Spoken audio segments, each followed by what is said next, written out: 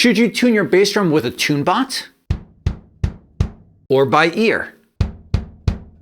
Or should you go with a hybrid approach? Let's take a look at a few different techniques along with tunebot settings and see if we can come up with a best of both worlds approach. Let's start with the tunebot version. For my reso head, I'm targeting around 44 Hz, though it's really ranging between 42 and 45. Tuning the reso like this is a big pain because that head is ported. For the batter side, I'm tuning at 39 Hz. This head is much easier to tune. I'm using DW's batter head, and I've compared this before to the Power Stroke 3, and it's nearly identical, maybe just a tad warmer. These heads have an extra layer of plastic on the outside, so when you're tapping on them, be sure to tap just beyond that point. The fundamental frequency here is coming in around 33-34 Hz if I play soft and out.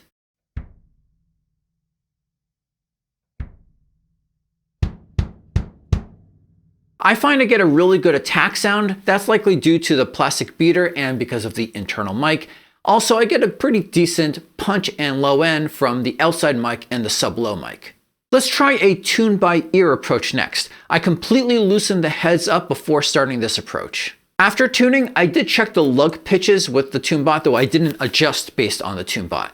The reso head, that's coming in between 40 and 48 Hz. And the batter head is coming in between 45 and 49 Hz.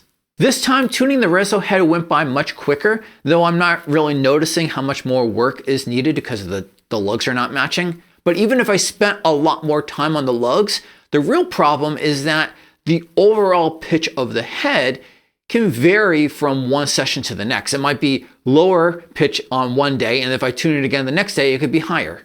This time, the fundamental frequency is about 43 Hz.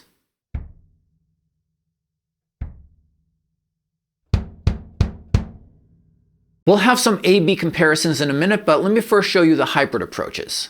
First up, I'm going to tune the batter side with the tunebot to the same frequency I did the first time, 39 Hz. For the reso head, start off by loosening all the lugs up completely. At that point, you won't actually need a drum key anymore.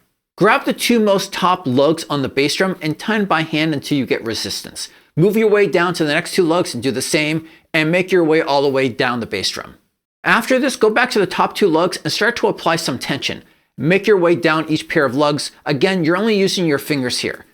As you're applying that tension, it's going to cause the hoop to push down into the head a little bit, so the lugs will start to lose tension and loosen up. Just keep making your way down the pairs around the bass drum a few different times, and eventually you'll get to the point where you can't turn the lugs anymore. This time around, I'm getting a fundamental frequency around 40 Hz.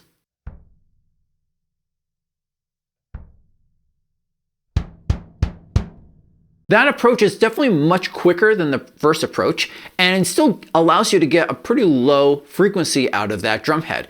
But there is one major problem here.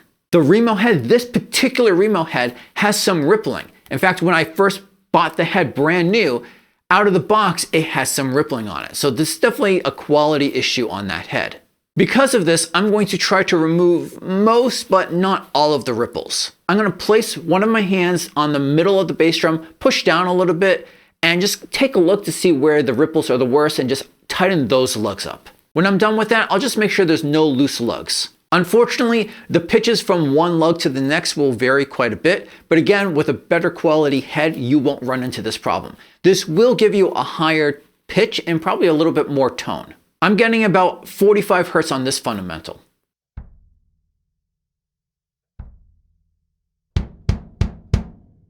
Let's hear how those four tunings compare.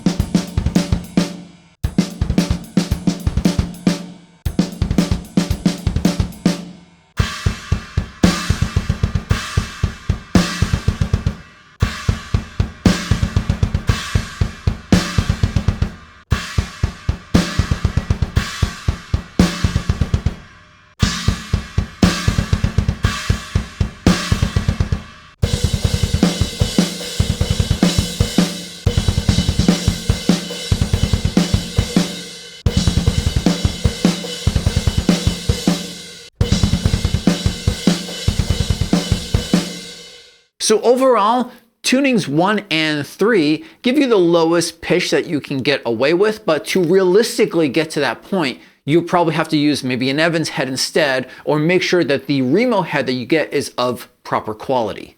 And of those two, tuning 3 is much easier to deal with. If you're more concerned with getting a well-defined tone from your bass drum and not just how low you can make it go, then approaches 2 and 4 are probably more up your alley, with tuning 4 being much faster. Here's the key on tuning 4 though.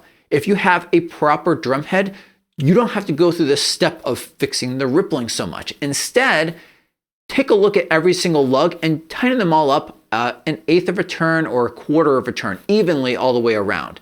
And just keep repeating that process until you get the pitch or the tone from the bass drum that you want. Another great tuning trick is something called interval tuning, which is a game-changing way of approaching your toms. And you can find everything you need to know about that, including tunebot settings, right over here. Until next time, peace.